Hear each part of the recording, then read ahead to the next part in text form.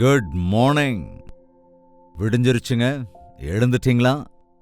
தேவனுடைய வார்த்தைகளை தியானிப்பதற்கு ஆயத்தமா இருக்கீங்களா? வாருங்கள், ஒரு சின்ன ஜெபத்தோடு கூட இன்றைய தியானத்திற்குள்ளாக நாம் செல்லலாம். பரிசுத்தரே, உமக்கு ஸ்தோத்திரம் அப்பா. ஒரு நாள் காலையில் உம்முடைய சன்னதியிலே நாங்கள் காணப்படும்படியாக மற்றும் ஒரு நாள் எங்களுக்கு தந்ததற்காக நன்றி ராஜா. எங்களை தட்டி எழுப்பி எங்கள் வாழ்க்கையின் ஆதாரத்தை, வாழ்க்கையின் இலக்கை, வாழ்க்கையின் சாராம்சத்தை புரிந்து கொள்ள கிருபை அருள வேண்டும் என்று கிறிஸ்துவின் நாமத்தில் வேண்டிக் கொள்கிறோம் பிதாவே, ஆமென். தேவனுக்கு ஸ்தோத்திரம். வாருங்கள், இன்றைய தியானத்துக்குள் நாம் செல்லலாம். வேதாகமத்தை எடுத்துக்கொள்ளுங்கள். இன்றைய தியானத்திற்காக நீதிமொழிகளின் புத்தகம் பைபிள் இருந்தா எடுத்துக்கோங்க, கட்டாயமா இருக்கும்னு நினைக்கிறேன். எடுத்துக்கோங்க. 6வது அதிகாரம் 6வது வசனத்திலிருந்து வாசிக்கிறேன். சோம்பேறியே, சோம்பேறியே, நீ எறும்பினிடத்தில் போய் அதன் வழிகளை பார்த்து ஞானத்தை கற்றுக்கொள். சோம்பேறியே, எறும்பினிடத்திற்கு செல், அதன் வழிகளை பார்த்து ஞானத்தை கற்றுக்கொள். சோம்பேறி அப்படின்னு யாரங்க நாம சொல்லுவோம்? எல்லா பணிகளிலும் சோம்பேறித்தனத்தோடு இருக்கிறவங்கள, வேலை செய்ய தள்ளி தள்ளி போடுறவங்கள, பணிகளில் சாக்கு போக்கு சொல்றவங்கள, பணியின் மேல ஒரு பாரம் இல்லாதவங்கள, பணிகளில் எந்த ஆர்வமும் இல்லாதவர்களை சோம்பேறின்னு சொல்லுவோம். அதிகாலையில நாம சுறுசுறுப்பா எழுந்தோம்னா அந்த நாள் முழுக்க சுறுசுறுப்பா வேலை செய்வோம். மந்துன்னு நாம இருந்தோம்னா நம்முடைய பிழைக்கின்ற அந்த தினம் முழுவதும், அதாவதுங்க நாம வாழ்கின்ற அந்த நாள் முழுவதுமே கூட மந்தமா தாங்க இருக்கும். ஞானியான சாலமோன் சொல்லுகிறான், நாம் ஞானத்தை கற்றுக்கொள்ள வேண்டுமென்றால் புத்தகங்களை வாசிப்பதோ அல்லது எங்கேயோ ஜாயின் பண்ணி, பெரிய பெரிய காலேஜில் ஜாயின் பண்ணி படிக்க வேண்டிய அவசியம்லாம் இல்லை. எழுந்து எறும்புகளிடத்திலே போய் அவைகள் நடத்தையை கவனிக்கணும். கவனிச்சிருக்கீங்களாங்க எறும்புகளை? இன்னைக்கு எங்க இருக்கு நமக்கு டைம் இல்லை. எங்க பார்த்தாலும் புத்து புத்தா இருக்கும், எறும்புகள் இருந்துகிட்டே இருக்கும். நம்முடைய வீடுகள் கூட இருக்கும் இல்லையா? எங்கேயாவது ஒரு ஸ்வீட் துணிக்க விழுந்துருச்சுன்னா அது எப்படி தெரியுமோ தெரியாதுங்க, உடனே ஓடி வந்துடும், கூட்டம் கூட்டமா வந்து சேர்ந்துடும். அவைகளின் வழியை பார்த்து கற்றுக்கொள். அதற்கு பிரபுவும் தலைவனும் அதிகாரியும் இல்லாதிருந்தும், பாருங்க, இவளெல்லாம் இல்லாதிருந்தும் கோடை காலத்தில் தனக்கு ஆகாரத்தை சம்பாதித்து அறுப்பு காலத்தில் தனக்கு தானியத்தை சேர்த்து வைக்கும். சோம்பேறியே, நீ எவ்வளவு நேரம் படுத்திருப்பாய்? எப்பொழுதும் தூக்கத்தை விட்டு எழுந்திருப்பாய்? இன்னும் கொஞ்சம் தூங்கட்டும், இன்னும் கொஞ்சம் உறங்கட்டும், இன்னும் கொஞ்சம் கைமுடக்கிக் கொண்டு நித்திரை செய்யட்டும் என்பாயோ? எத்தனை நேரம் இப்படியே படுத்துக்கிட்டு இருக்க போற? எப்ப பார்த்தாலும் தூங்கி தூங்கி விழுந்துகிட்டே இருக்கிறது. அதிகாலமே தூக்கம் விழிக்கிறது இல்ல, படுக்கையை விட்டு எழறது இல்ல, விடிஞ்சதுக்கு அப்புறம் கூட படுக்கையில் அப்படியே புரண்டுகிட்டே இருக்கிறது. பொழுது சாயிற வரைக்கும் இறங்கின உடனே எல்லா வேலைகளையும் செய்ய முடியும் நினைக்கிறீங்க? காலக்ஷேபம் தான். அப்புறம் மறுபடியும் அந்த செல்போன் எடுத்துக்கிட்டு ஒரு கதையெல்லாம் பேசிக்கிட்டு இது அதுன்னு அப்படியே சொல்லி இந்த மாதிரி காரியங்கள் அப்படியே யோசிச்சுக்கிட்டே இருந்தா எங்க ஞானம் வரும்? என்ன பிரயோஜனம் இருக்கும்? எழுந்துரு, போய் எறும்புகளை பார்த்து கத்துக்கோ. எவ்வளவு நேரம் தூங்கிக்கிட்டு இருக்க போற? எவ்வளவு நேரம் உறங்கிக்கிட்டே இருக்க போற? இன்னும் கொஞ்ச நேரம் தூங்கட்டும், இன்னும் கொஞ்ச நேரம் உறங்கட்டும் அப்படின்னு கையை காலெல்லாம் முடக்கிக்கிட்டு அப்படியே இருந்தா என்ன நடக்கும்? தரித்திரம் வழிபோக்கனை போலவும், உன் வறுமை ஆயுதமணிந்தவனை போலவும், உன் வறுமை ஆயுதமணிந்தவனை போலவும் வரும். இதனால அங்க தரித்திரம் உண்டாகுது வாழ்க்கையில. சோம்பேறித்தனத்தோட இருக்கிறவன் வாழ்க்கையில எதையுமே சாதிக்க மாட்டான். நீங்க ஒரு ஸ்டூடெண்டா இருந்தா காலையில எழுந்த உடனே நீங்க உங்க லெசன்ஸை படிக்க ஆரம்பிங்க. பைபிள் வாசிச்சு ஜெபம் பண்ணதுக்கு அப்புறம் கஷ்டப்பட்டு படிங்க. எக்ஸாம்ஸ்னா பயப்பட வேண்டிய அவசியம் இருக்காது. வருஷம் முழுக்க அதை நினைச்சு நினைச்சு கலங்க வேண்டிய அவசியமும் இருக்காது. எத்தனையோ தரம் நம்முடைய வாழ்க்கையில செய்ய வேண்டிய வேலைகளை செய்ய வேண்டிய நேரத்தில் செய்யாததுனால நிறைய வேதனைகளுக்கு ஆளாகிறோம், பொருளாதார சிக்கல்களுக்குள்ள சிக்கிக்கிறோம், வேலையில பாரம் அதிகமாயிடுச்சு அப்படின்னு ஒரு அழுத்தத்துக்கு ஆளாகிறோம். எல்லாத்தையும் சேர்த்து வச்சு ஒரே தடவை செய்ய நினைக்கும் போது அது ரொம்ப கடினமான ஒண்ணா இருக்கும் இல்லையா? அன்னன்னைக்கு வேலையை அன்னன்னைக்கே முடிச்சுக்கிட்டா, ஆண்டவர் அருளுகிற எல்லா நேரத்தையுமே நாம ஒழுங்கா பயன்படுத்திக்கிட்டா, அந்தந்த வயசுல செய்ய வேண்டியவர்கள் அப்பப்ப செஞ்சு முடிச்சிட்டா வாழ்க்கை உண்மையிலேயே ஒரு பாக்கியம் உள்ளதாக இருக்குங்க. நம்ம ஒரே தடவை போராட அவசியம் இல்லாதபடி ஒவ்வொரு நாளும் அந்தந்த நாள்ல தேவனுக்காக நாம வாழ்ந்தோம்னா, நம்முடைய பொறுப்புகளை நிறைவேற்றிட்டோம்னா, ஒரு தாயா, ஒரு தகப்பனா, ஒரு ஸ்டூடெண்டா, ஒரு அதிகாரியா, விடியற்காலையிலேயே எழுந்து நம்முடைய வேலைகளை நாம கவனிக்க ஆரம்பிக்கணும். அப்பதாங்க எல்லாத்தையும் நம்ம ஒழுங்கா முடிக்க முடியும். ஒரு பெரிய ஆளை பாருங்க, நீங்க யார் எடுத்துக்கிட்டாலும் அவங்க அதிகாலமே எழுந்துக்கிறவங்களா இருப்பாங்களே தவிர சோம்பேறித்தனமா இருக்க மாட்டாங்க. அது அவங்க வாழ்க்கையில் இருக்கவே இருக்காதுங்க. சோம்பேறிகள் பிரயோஜனமா இருக்க முடியாது. நல்லா காலையில வரைக்கும் தூங்கிக்கிட்டே இருக்கிறவங்க, தூக்கத்தின் மீது ஆர்வம் இருக்கிறவங்க, இந்த தூங்கு மூஞ்சித்தனம் தரித்திரத்துக்கு காரணமாகிவிடும். சோம்பேறி வேலை செய்யறவங்களுக்கு ஒரு சங்கடமாக இருப்பான் என்று எத்தனையோ வசனங்களை பார்க்க முடியும். அதனால்தான் கவனிங்க, உழைக்காதவன் உணவுக்கு அருகதையற்றவன். ஒவ்வொருவரும் பிரயாசப்பட்டு உழைக்க வேண்டும்.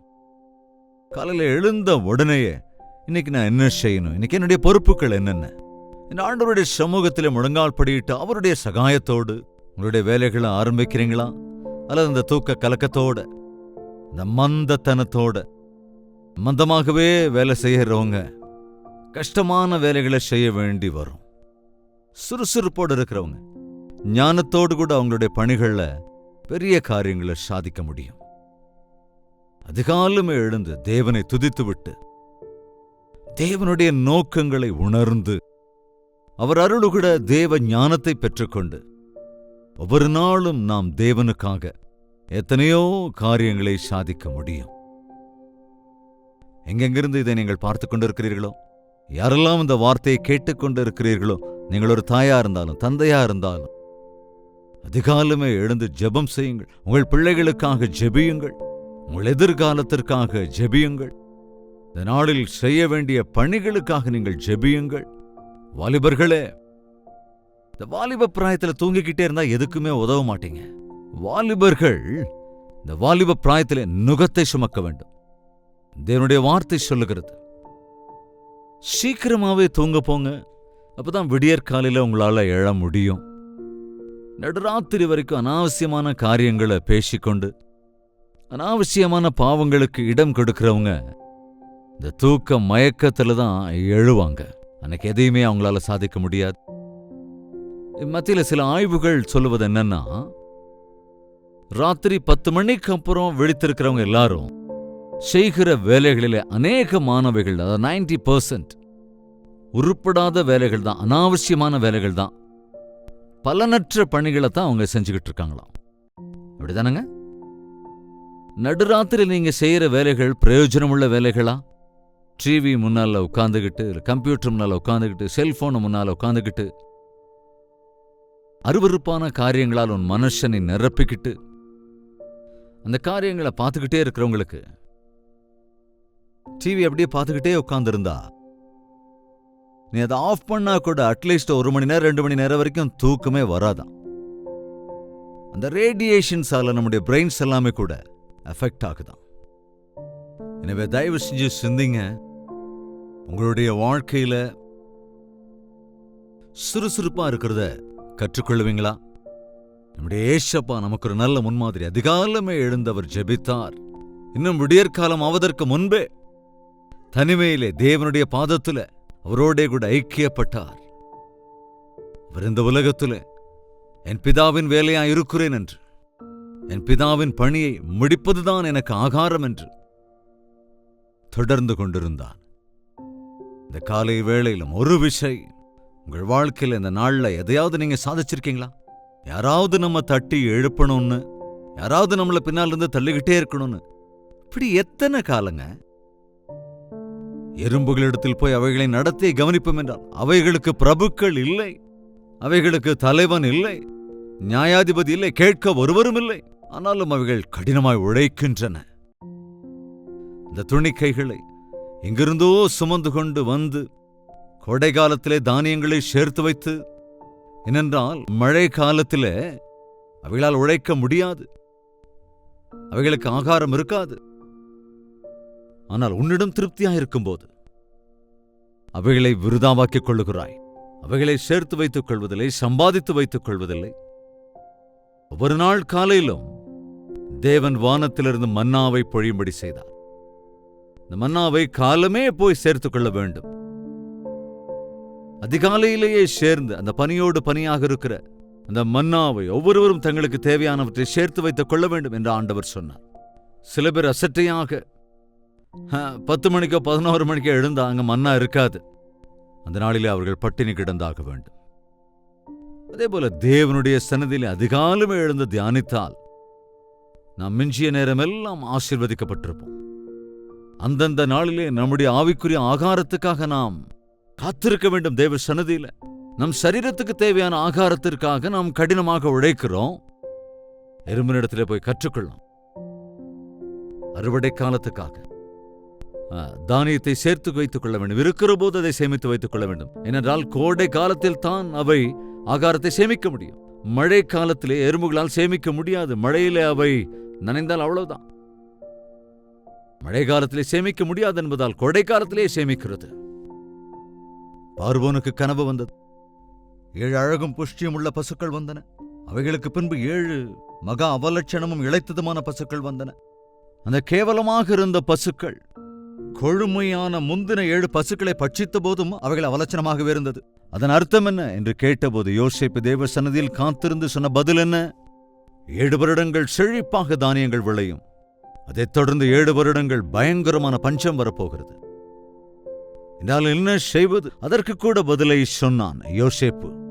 செழிப்பாக இருக்கும்போது அவைகளை சேர்த்து வைத்துக்கொள், பஞ்ச காலத்தில் அவைகளை பயன்படுத்திக்கொள். விதத்தில் யோசேப்பு எகிப்து முழுமைக்கும் ஆகாரத்தை பகிர்ந்து கொடுக்கிறவனாக அன்னதானம் செய்தவனானான். அதாவது நாம் கடினமாக உழைக்க வேண்டிய நேரத்தில் உழைச்சோன்னா நம்முடைய கஷ்ட காலத்திலே திருப்தியாக நாம் இருக்க முடியும். உலகம் முழுவதிலும், உலகில் உள்ள எல்லா நாடுகளிலும் பயங்கர பஞ்சம், பயங்கர கஷ்டம் வரப்போகிறது என்பதை அநேக அறிவியலாளர்கள் சொல்லுகிறார்கள். லாக்டவுனுக்கு அப்புறம், அந்த கோவிடுக்கு அப்புறம் ஏற்பட்டிருக்கிற சூழ்நிலையினாலே, சுயநலத்தோடு இருக்கிற ஆட்சியாளர்களினாலே அநேக தேசங்களிலே பஞ்சம் இப்பொழுதே ஆரம்பித்து விட்டது. தேசங்கள், அதாவது ஒரு தேசத்துல பஞ்சம் வந்தா பிரபஞ்சத்தில் இருக்கிற எல்லா தேசங்களிலும் பஞ்சம் வரும் என்று, அதாவது எல்லாமே இன்டர் கனெக்டடா இந்த உலகத்தில் இருக்கிற தேசங்கள் இருப்பதனால எச்சரித்துக் கொண்டிருக்கிறார்கள். நாம் இந்த உலகத்திலே இந்த சமயத்தை பயன்படுத்திக் கொள்ள வேண்டும். இது ஆகாரத்துக்கான பஞ்சம் மாத்திரமல்ல, கடைசி நாட்களில தேவனுடைய வார்த்தைக்கான பஞ்சம் வரும் என்றும் கூட எழுதப்பட்டிருக்கிறது. ஆமோஸின் புத்தகம் 8வது அதிகாரம் 11வது வசனத்திலே நாம் பார்க்கும்போது, ஆமோஸின் புத்தகம் 8வது அதிகாரம் 11வது வசனம்,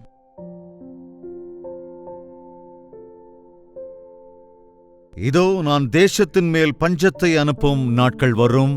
ஆகார குறைவினால் உண்டாகிய பஞ்சமல்ல, ஜலக்குறைவினால் உண்டாகிய தாகமும் அல்ல. கர்த்தருடைய வசனம் கேட்க கிடையாத பஞ்சத்தை அனுப்புவேன் என்று கர்த்தராகிய ஆண்டவர் சொல்லுகிறார்.